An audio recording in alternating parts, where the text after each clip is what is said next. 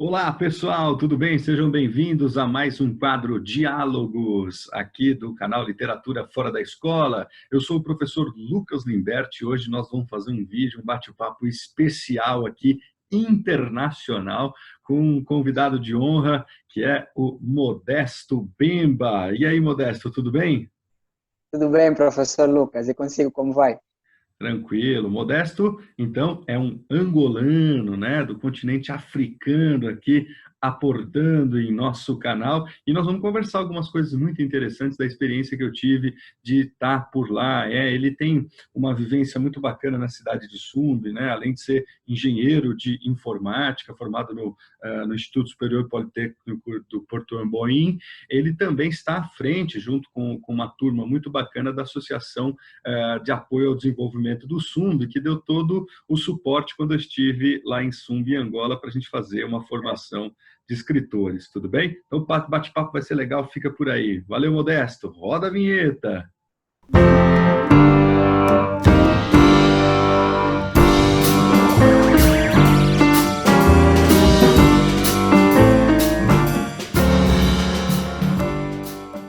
Beleza, pessoal, voltamos aí com Modesto Bemba, uma figura muito bacana que eu conheci em Angola, né, na cidade de Sumbe, e que hoje aceitou. Agradeço muito você ter aceitado participar do nosso Diálogos aqui. Tudo bem? Como é que estão as coisas por aí na África, em Angola, em Sumbe, querido Modesto? Bom, primeiro, saudar o pessoal, Brasil, Angola e todo mundo, e dizer que é uma honra para mim estar aqui com o professor Luca Limberti, uma pessoa de extrema importância para nós no Sumbe, porque uma simples vinda para cá significou muito para todos nós. E aqui nós estamos como em quase toda parte de Angola, né? Confinados a estar em casa, com as nossas rotinas alteradas, mas crendo que é para o nosso bem, então estamos acatando aqui aquilo que são as recomendações que temos recebido das nossas autoridades. Isso é uma pergunta que eu queria fazer até para o pessoal aqui do Brasil ter uma noção, né? A gente recebe pouca informação. Como é que está aí a questão do coronavírus, né? Da pandemia? Quais são as orientações das autoridades locais? Vocês estão em pleno isolamento? Como é que estão os números de infectados, de mortos? Como é que está a situação do ponto de vista mais técnico por aí? Bom, aqui nós não estamos numa situação tão difícil assim, pelo menos por enquanto, esperemos que continue assim, porque ainda temos menos de 100 casos e o nosso primeiro caso já foi há mais de um mês, então a estimativa é que por agora nós já tivéssemos mais de 1.000 casos, mas ainda estamos em 92, o que não é um número tão mau para aquilo que se havia colocado, até mesmo a OMS declarou como estatística previsível para nós. O que nós temos feito, o que nos tem sido indicado pelas autoridades é muito mais o isolamento social. Nós agora mudamos, estávamos no estado de emergência, agora estamos em situação de calamidade já há uma semana e alguns dias. E enquanto estivemos em estado de emergência, estivemos mesmo em encerramento total.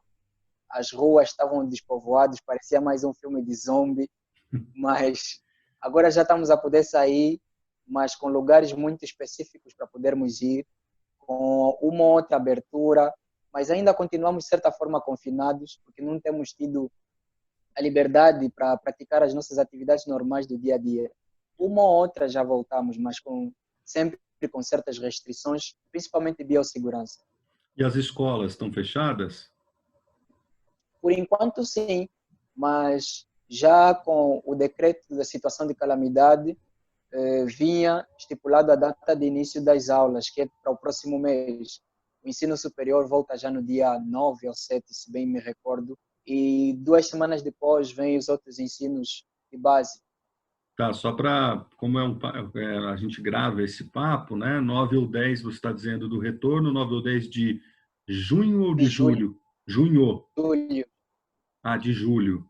Ah, e tem alguma regra para que as pessoas saiam às ruas de máscaras ou cada um se protege da forma que acha, enfim, necessário? Não, foram decretadas algumas regras, sim, e algumas delas são as habituais para todo mundo, que é o uso da máscara. Principalmente, o uso da máscara é obrigatório em todo e qualquer lugar público em Angola, desde o início da pandemia. As instituições comerciais ou qualquer outras que façam atendimento ao público são obrigadas a ter condições de biossegurança para receber os seus utentes, principalmente questões de higienização da mão e, em alguns casos mais extremos, se alguma pessoa apresentar mesmo alguma evidência, algum sinal, algum sintoma, essa pessoa tem que ser obrigatoriamente isolada das outras.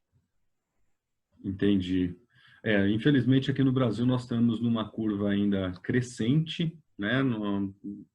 Nesse exato momento, nós estamos, se eu não me engano, na terceira posição em relação ao número de mortos, e, infelizmente, o presidente trata a doença em desacordo com a Organização Mundial da Saúde, dizendo que é apenas uma gripinha e que as pessoas podem sair às ruas. Então, é uma situação muito difícil que nós estamos vivendo no Brasil. Estamos tendo cerca de 1.000 mortos por dia, né? Vamos acompanhar. Enfim, que bom que vocês estão já tendo uma possibilidade de convívio social mais tranquilo em relação a essa doença tão horrorosa, né? Esse vírus tão letal aí que, enfim, fez a gente, na verdade, repensar bastante coisa, né, da nossa vida, da nossa... e eu acho que é legal pensar, né, como é que, puxa, aqui no Brasil nos afetou, aí Angola, então tá todo o planeta está conectado de alguma forma e pensando nessas questões, né? Uma irresponsabilidade muito grande por parte de alguns governantes que, enfim, acabam lidando com essa pandemia de maneira, né, achando que é uma coisa mais simples do que é, né? Mas que bom, cara, que bom que as coisas estão voltando ao normal por aí. Além disso, né, a gente vai chegar já nas questões literárias. Aí eu queria perguntar, bom, nós estamos vivendo um momento também muito drástico em relação ao que aconteceu nos Estados Unidos e que vai reverberar no mundo todo. Queria saber de vocês aí em Angola, você, Modesto, como é que vocês veem, né, a situação horrorosa que aconteceu nos Estados Unidos em relação à morte do George Floyd, né, asfixiado por um policial. E me interessa bastante saber como é que, enfim, um africano, negro, olha para uma situação dessa. Eu sei que não é um caso isolado, eu sei que essas coisas acontecem no mundo todo, o tempo todo, mas aqui no Brasil também, nós temos aqui as comunidades, as favelas, diariamente o povo negro, as crianças sendo atacadas pelos policiais, enfim, assassinadas, né? E como é que você vê isso? Como é que repercutiu por aí em Angola as manifestações, principalmente, né, do BLM, né, do Black Lives Matter, né, as vidas negras importam? E não deixamos de expressar a nossa indignação quanto ao que aconteceu nos Estados Unidos. O caso George Floyd. É triste que, depois de tantos anos de humanidade, ainda existam pessoas que olhem para os outros e façam juízo baseado no tom de pele. E não conseguimos ainda nos olhar como humanos apenas. Nos vemos como brancos e pretos. Tudo bem que o tom de pele é exatamente diferente, mas nós somos constituídos dos mesmos membros, tanto externos como internos, isso não altera nada. Nós estamos a acompanhar com muita tristeza o desenvolvimento desse caso, muita mesmo. Uma outra coisa boa já aconteceu, que foi a detenção e também a demissão dos polícias envolvidos no caso, mas isso, como o professor já disse, são coisas que acontecem em todo o mundo e a todo momento. A tristeza é exatamente essa, é que apesar de que casos como este aconteçam, as pessoas continuam praticando. Mas também há que olhar para esse caso com uma certa consciência, porque pegarmos só um lado da moeda nos faz também compreender 50% do problema e não olharmos ele na toda a sua imensidão. Por um lado, nós vemos o lado negro que clama e clama por justiça, porque houve uma violência de homens brancos sobre um homem negro, que tem acontecido muito. E por causa desse caso, reacendeu aquela chama antiga dos vídeos publicados nos muitos canais sobre brancos colocando pretos ou negros em condições desumanas. Pessoas, vi recentemente um vídeo de um polícia branco, um policial americano branco, conversando com uma senhora que conduzia o seu carro. Ele disse: você não precisa se preocupar, você não é negra, nós só precisamos atirar em negros. E é triste, é muito triste mesmo. Mas também, ao nos manifestarmos contra isso, precisamos fazê-lo com sabedoria e com o amor que exigimos aos outros, porque atacar as outras pessoas também não é um meio para resolver essa situação. O meio do diálogo é o que o mundo sempre conseguiu na hora de vencer. Sempre as guerras terminaram quando decidiram conversar. Enquanto foram na bala, não acabou em nada bom. Foram vidas que foram perdidas. Nós estivemos aqui e conversamos sobre isso, eu e o professor, quando fomos a Sassa, a quando da vinda do professor aqui, tivemos uma guerra sangrenta, em que irmão matava irmão. Mas quando decidiram parar para conversar, o problema se resolveu. Eu acredito que esse é o caminho que a América precisa tomar e esse é o caminho que o mundo precisa tomar. Nós aqui só conseguimos resolver as nossas situações quando decidimos conversar. E de forma pessoal, eu acredito mesmo que esse é o caminho que a América e o mundo precisa tomar. Que é o caminho do senta aqui, meu amigo, e vamos conversar e vamos chegar a um consenso em que todas as vidas importam. É importante dizer isso. Não é só Black Lives Matter, mas também todas as vidas importam. Não importa a cor, todas as vidas importam. E é por esse caminho que precisamos caminhar. Não indo pelo lado do... escolher o lado da moeda. A moeda é toda nossa, então precisamos pegar nela e fazer a melhor moeda do mundo. Acho que é por aí que precisamos caminhar. Não no caminho da violência, como temos visto um pouco por toda parte, principalmente nos Estados Unidos. Pessoas se manifestando por uma coisa boa, mas fazendo coisa errada. Isso não justifica. Isso tem um pouco a ver com muito do aprendizado que eu tive estando aí com vocês em relação à questão, às questões, né, ditas raciais que nós enfrentamos aqui no Brasil. E o que eu pude aprender com vocês é que justamente não é a questão racial, é uma questão muito mais ampla, é uma questão da humanidade, é uma questão do ser humano, né? É uma questão social, né? Porque você vai Sim, ter alguns exemplos. Aqui no Brasil mesmo, nós temos figuras de negros, né? O próprio, dentro da política, você tem um sujeito que foi um negro colocado na Fundação Palmares, e tem a famosa história de Zumbi dos Palmares. Não sei se você já ouviu falar, se é uma questão, enfim, por conta da língua portuguesa, talvez tenha chegado, que foi enfim, um escravo revolucionário que montou um quilombo, ou seja, para proteger e lutar contra a escravidão aqui no Brasil, né, o famoso Zumbi dos Palmares.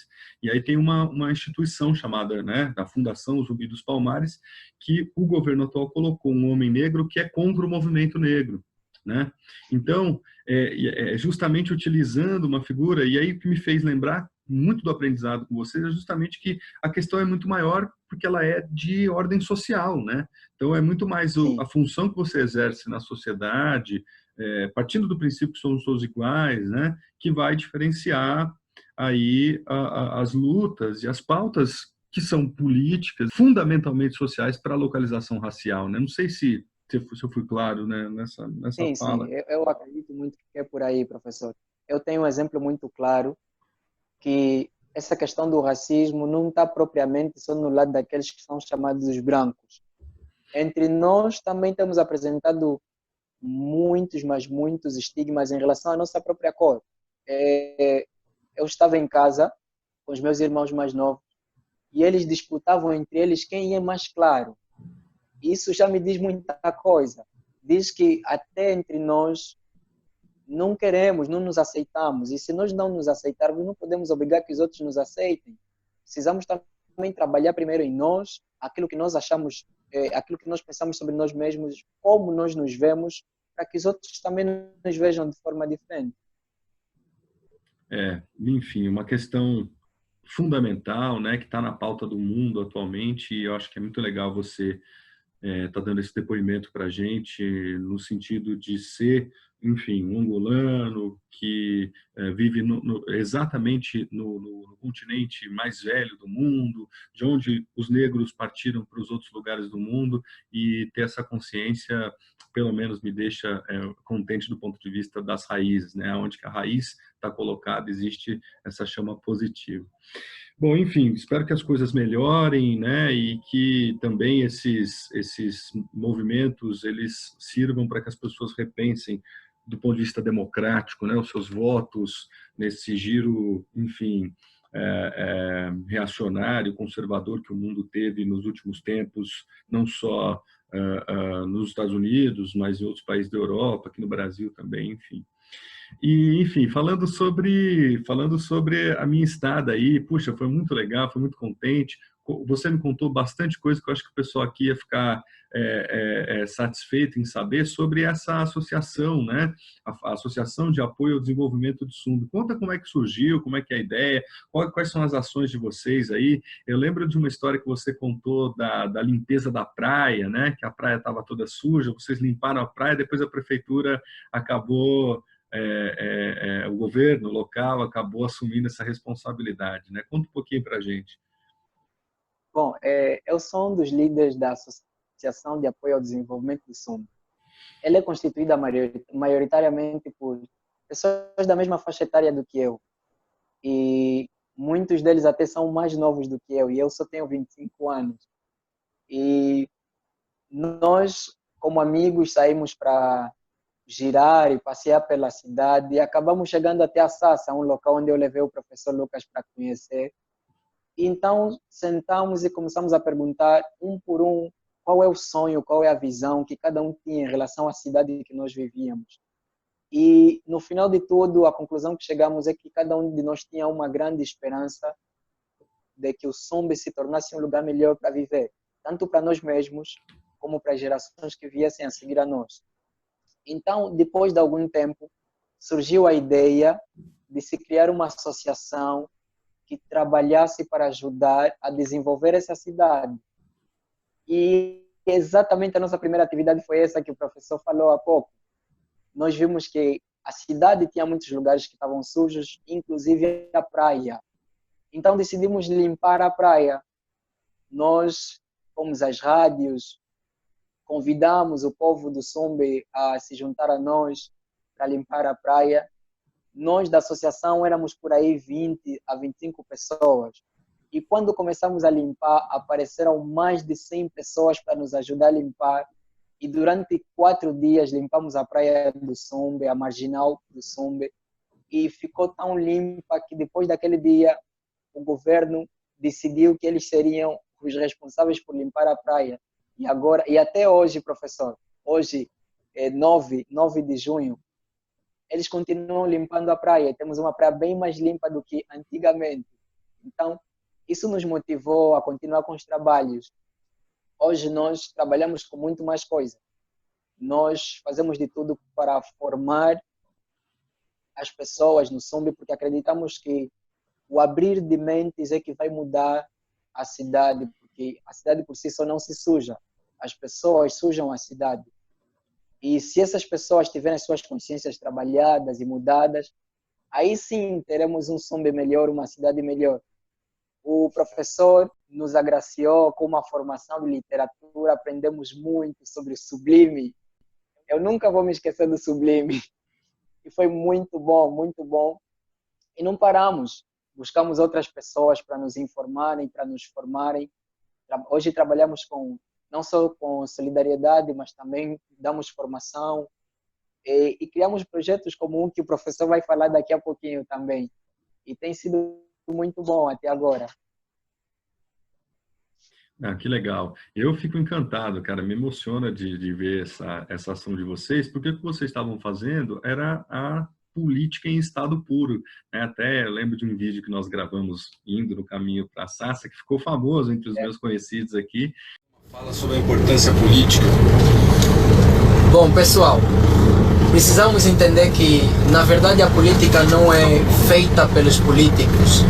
A política é feita pelo povo e principalmente para nós que vivemos em países que têm uma democracia no governo, precisamos entender que nós somos o Estado e eles são meramente o governo. E cito aqui Sócrates que o preço que um homem bom paga por não se envolver na política no verdadeiro sentido, não simplesmente de envolvimento partidário, mas política de pensar a cidade, pensar o país, pensar o mundo, é o preço que ele paga por não se envolver nessa política, é ser governado por homens maus. Então, importa que façamos a diferença, pessoal. Escutaram essa? O preço de não se envolver na política é ser governado por homens maus. Recado para o Brasil, pessoal. Recado para o Brasil, diretamente da África. Que você falou da importância da ação política, né? Citando a filosofia e tal, buscando aquele princípio da etimologia da palavra, da nossa língua portuguesa, né? Nossa irmandade lusófona, que é a ação na polis do grego, a cidade. Então, o que vocês estavam fazendo era política, e o governo acaba observando isso e falando, puxa, essa política é uma política pública, né, de responsabilidade nossa, entre tantas outras coisas, né? A minha atividade por aí foi uma parceria, inclusive até agradeço o convite do professor Valdir Heitor Barzotto e principalmente o professor Paulino, que me recebeu tão bem na sua casa, um professor querido, poeta de todos aí do SUMB, e que me recebeu em sua casa para a gente poder fazer uma formação, né, sobre pensar literatura, o ensino de literatura, mas também criar um grupo de escritores, né? E aí a minha questão aqui é te perguntar como é que está esse grupo, as pessoas estão escrevendo, como é que seguiu aí depois que nós formamos aquele momento tão mágico, né, cara? Tinha, não sei, quase 100 pessoas ali declamando num sarau, depois, enfim, fizemos os lançamentos dos livros, sorteios e tal, foi sensacional. Como é que tá? Como é que ficou? Bom, o grupo está caminhando, expectante por um futuro melhor. As pessoas têm se preocupado em aprender mais sobre literatura para fazer melhor o que faziam. Nós aprendemos muito na formação, muito mesmo. Tínhamos muita coisa na nossa mente que, na verdade, não era como devia ser. E o professor nos ajudou muito a clarear as ideias. E, fruto disso, hoje estamos a fazer as coisas de uma forma diferente e melhor, acima de tudo. Então, o grupo tem estado unido, tem trabalhado, alguns mesmo de forma individual têm remetido os seus escritos, e eu me comprometi e não esqueci de enviar os escritos para o professor Lucas avaliar e dar sua opinião acerca de todos eles, todos sem exceção. E surgiu a ideia, até mesmo a ideia foi do professor, de criarmos um e-book sobre o conteúdo que foi recolhido, para ver se conseguimos divulgar um bocadinho daquilo que temos feito. Mas o grupo tem caminhado com força, nós continuamos com a mesma força que o professor nos deixou e certamente vamos ter algumas coisas boas para mostrar ao professor um dia, em breve eu creio, em breve. Então, eu já coloco aqui esse nosso papo, esse nosso diálogo aqui como um desafio, hein? Ó, tô voltando aí, virtualmente, é claro, mas para lembrar e cobrar vocês, ó, estou esperando os poemas, nós precisamos fazer esse livro vai acontecer, e se a gente não conseguir uma editora, enfim, que publique materialmente, a gente faz virtual, mas esse livro, dessa experiência, vai acontecer, para a gente pensar, enfim, não só a cidade, mas pensar o país, pensar o mundo a partir da poesia, do sublime, das coisas todas. Acredito que nós da associação estamos aqui para mudar e não para ser mudados. Senão vamos caminhar como outros caminharam mal. Nós queremos continuar a caminhar bem. Cara, é uma grande lição de vida, né? Eu fiquei, assim, muito contente mesmo. Então, ter conhecido vocês, que hoje eu já considero meus irmãos africanos, ter ficado na casa do Paulino, conhecido a cultura, ter comido as comidas, você passava lá para me levar para passear pela cidade, para conhecer a praia, para conhecer... Você até jogou bola. O Sassa, jogamos bola na rua, enfim, fomos da academia até o Sassa, né? Me contaram as histórias, os folclores locais, as questões religiosas, enfim, foi uma estada muito agradável para mim, transformadora, me fez rever bastante coisa em relação o meu posicionamento, né, não só como um professor, mas também como pessoa no mundo, a importância da gente ter, enfim, uma participação política, enfim, um envolvimento com a sociedade que a gente vive, justamente por, né, esses ensinamentos que vocês exercem cotidianamente por aí, que, enfim, de fato me transformaram, fizeram com que eu pensasse bastante em relação ao próprio conceito de literatura, né? Então eu cheguei com um conceito, vocês me mostraram outro, o que aparentemente eram coisas diferentes, de repente eu percebi que se uniam naquilo que nos faz humanos. Então eu vim com a ciência, com a regra, e de repente vocês vieram com o corpo, com a alma, com o canto, com a dança, e aí eu percebi que não existe um certo e um errado, mas existe uma conexão humana através da poesia, da literatura, que foi transformador, foi sensacional. Eu agradeço muito vocês, a associação, a universidade também, né, a reitoria, essa conexão junto ao professor Valdir Heitor Barzotto, da Faculdade de Educação da USP, enfim, entre tantos outros que já tiveram por aí, participaram. Eu agradeço em nome de todo mundo o carinho, a recepção de vocês. Tá? Espero voltar em breve, que acabe essa pandemia, né? Nós E também esperamos pelo professor. a gente possa dar um abraço, possa dar uma volta aí pela cidade e rever as pessoas.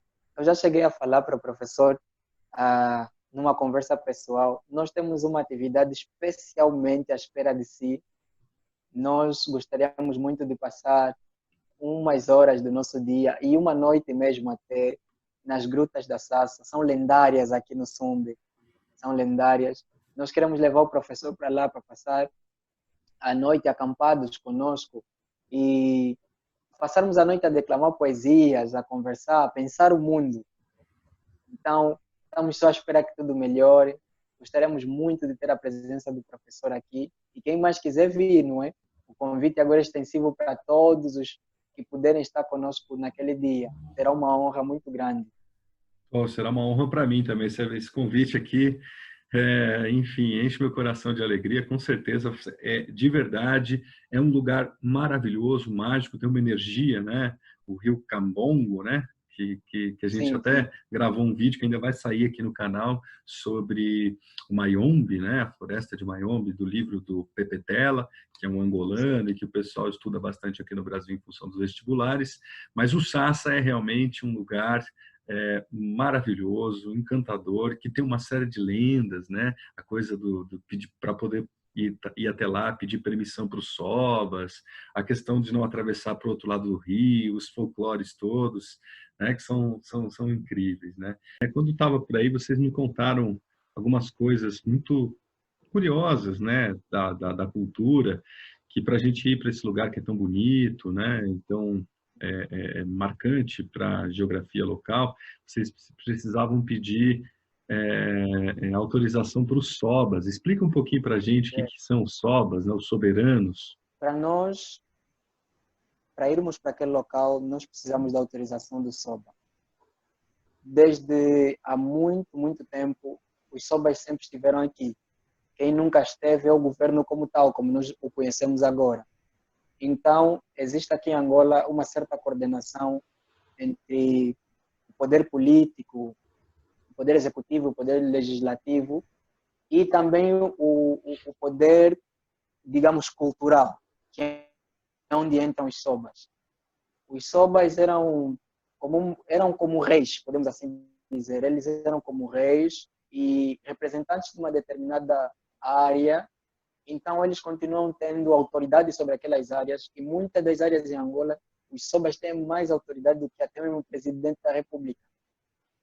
As pessoas preferem obedecer ao soba do que ao presidente da República, porque o soba conhece como a coisa funciona, desde o material até o espiritual, não é?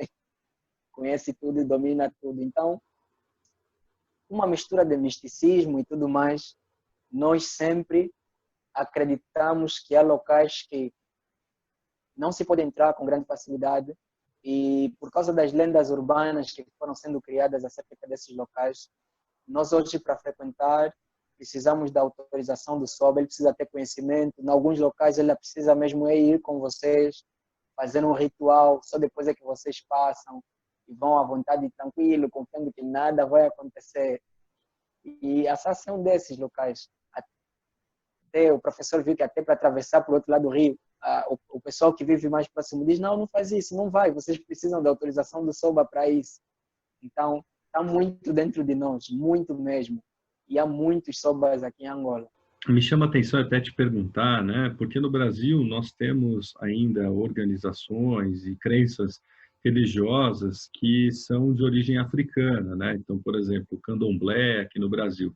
Como é que tá? Como é que é hoje, né? Existe ainda o Candomblé ou ele está colocado de forma marginalizada? Como é que é a religião das pessoas? Como é que está a questão religiosa? Eu estou te perguntando isso porque quando no avião, né, quando eu estava indo, sentaram do meu lado dois pastores evangélicos que estavam indo para, enfim, fundar uma igreja em Angola, né, enfim, um espaço religioso evangélico. E me parece que é uma religião que tem tomado alguma força e é um pouco controversa em alguns aspectos, né? Como é que se dá aí essa questão religiosa entre o que é da religião tradicional e essas novas perspectivas que aparecem por aí, tanto o protestante, né, o evangélico, quanto o católico? Como é que você vê o cenário religioso angolano atualmente? Aqui em Angola, o pessoal é de maioria cristã. A maior parte dos angolanos são cristãos, professam uma ou outra denominação religiosa, mas cristãos. E as religiões locais, o professor usou um termo, então, marginalizadas.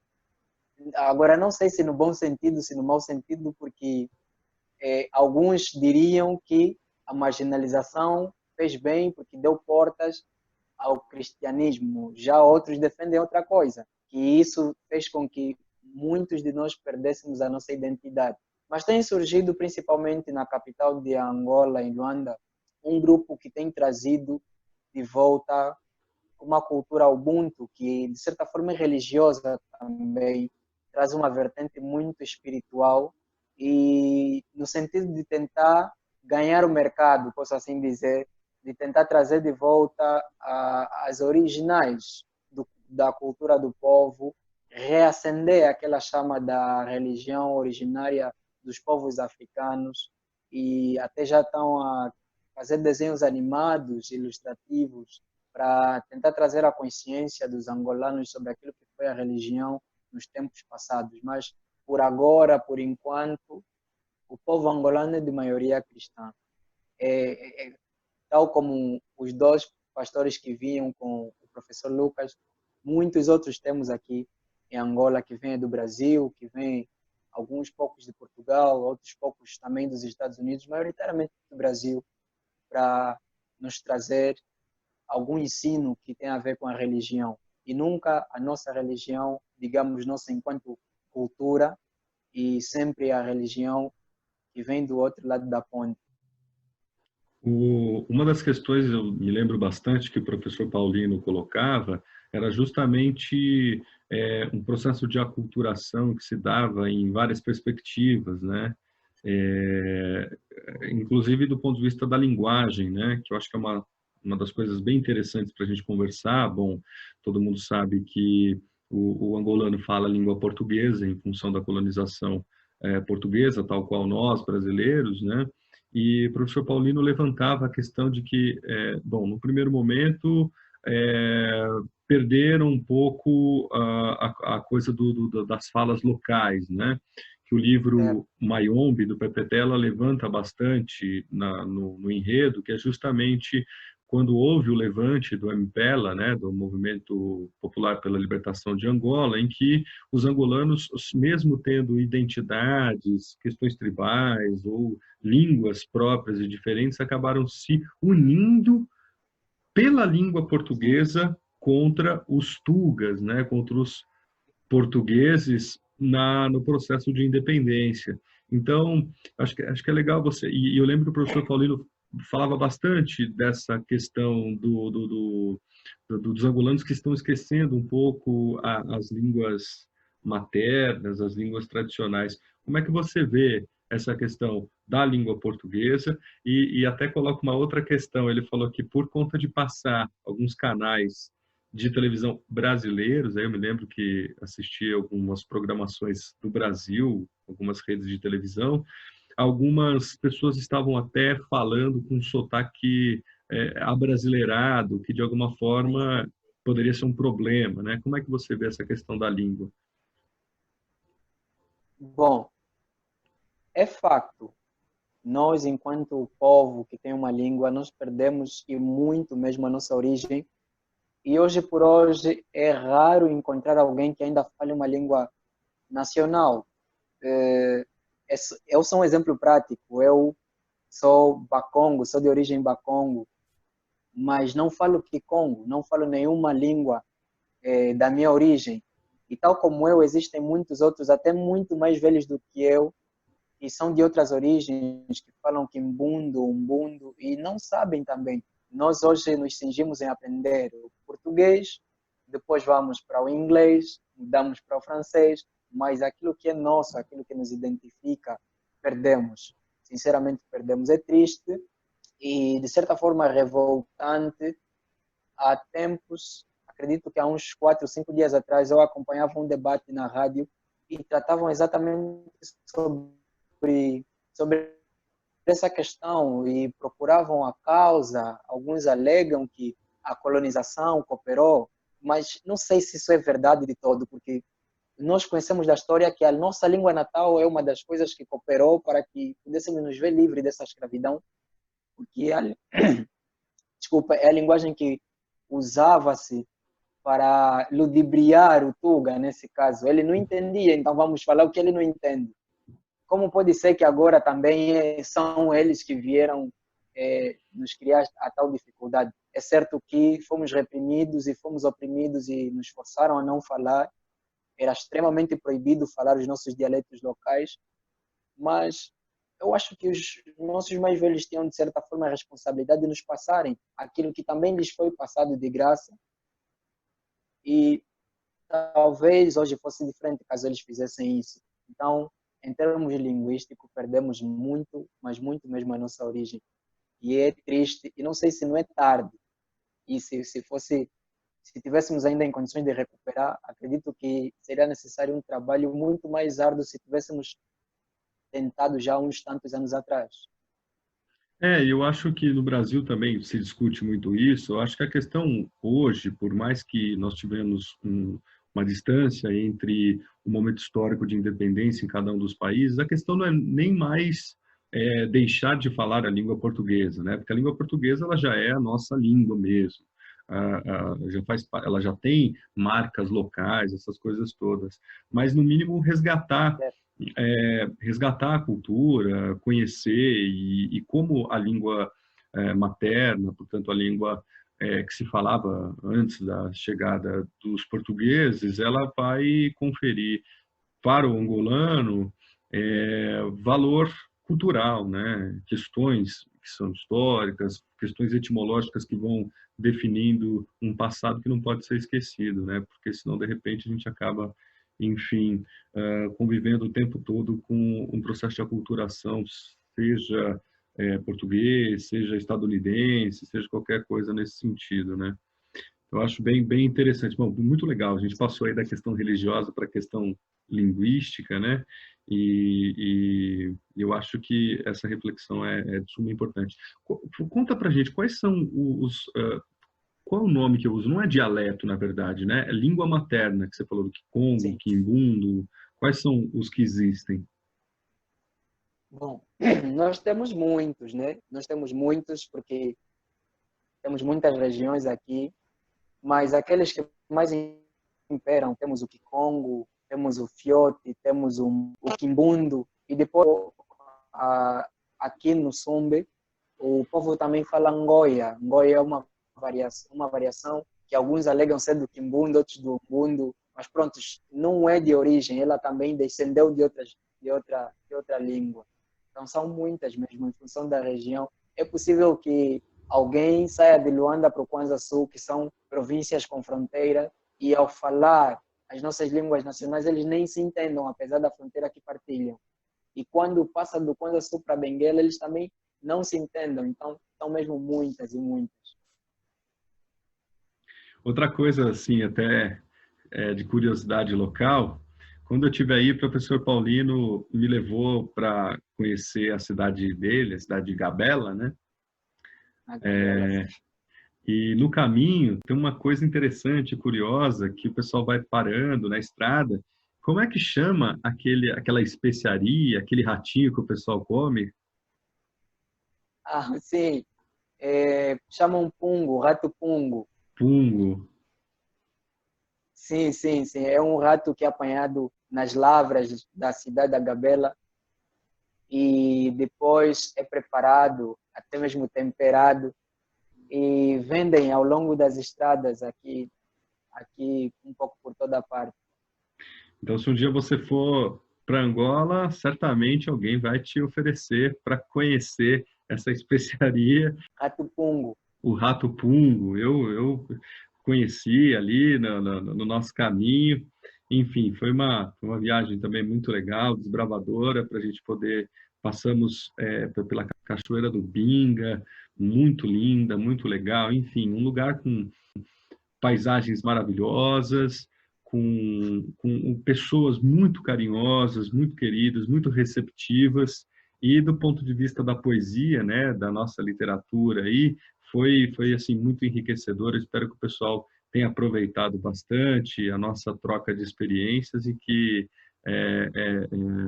os nossos dias de encontro, né, que foram, na verdade, um dia de palestra, de conversa sobre literatura, e no dia seguinte eu propus para as pessoas, enfim, escreverem seus poemas. Nós fizemos ali uma roda de poesias que foi sensacional, né? Bom, Modesto, manda um recado, então, para nós, aqui para os brasileiros. É desejo do meu coração que todos fiquem bem. O mundo está a viver um momento bem diferente, algo que nós não estamos habituados a viver, mas, tal como teve princípio, eu tenho em crer que também terá o seu fim. Aguentem firme, continuem se resguardando, cuidando não só de si, mas também dos outros, porque cada momento que você é responsável diante dessa doença, você está sendo responsável não só por ti, mas pelos aqueles que são próximos e também, consecutivamente, por outros que eles terão contato. Então, cuide de si, cuide dos outros, cuide do mundo, e vai tudo ficar bem. Oh, muito obrigado. Então, eu agradeço do fundo do meu coração. Espero que logo a gente possa se encontrar, né? Quero voltar bastante aí para fazer esse sarau lá no Sassa com vocês, encontrar todo mundo, publicar o livro dos grandes poetas, né? Relembrar coisas maravilhosas, como aquela colega que já conhecia os meus poemas, que foi uma grande surpresa, emocionante, né? Que ela já tinha lido os meus livros, me acompanhado no meu trabalho. Eu falei, nossa, tem lá uma angolana que já leu meus livros. Eu fiquei muito contente com tudo isso. E, enfim, abro esse canal aqui de comunicação entre Brasil e Angola, no meu canal do YouTube aqui, o Literatura Fora da Escola.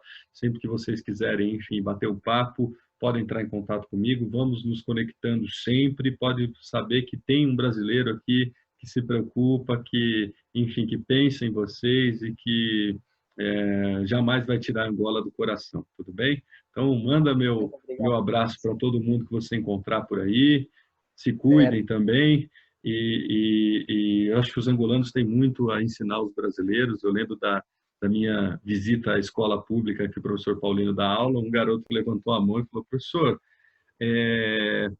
eu assisto alguns telejornais do Brasil. O Brasil é um lugar perigoso, com uma política bagunçada, né? Então, quer dizer, a visão que eles têm do nosso país é uma visão real e que demonstra uma evolução humana interessante que precisa, eu acho que precisa ter um olhar carinhoso por parte de nós brasileiros, por conta de 1000 fatores, desde a língua, desde a humanidade, desde as questões que são também da formação étnica do povo brasileiro, né? Então nós temos as raízes africanas aqui, as tais 3 raças, né?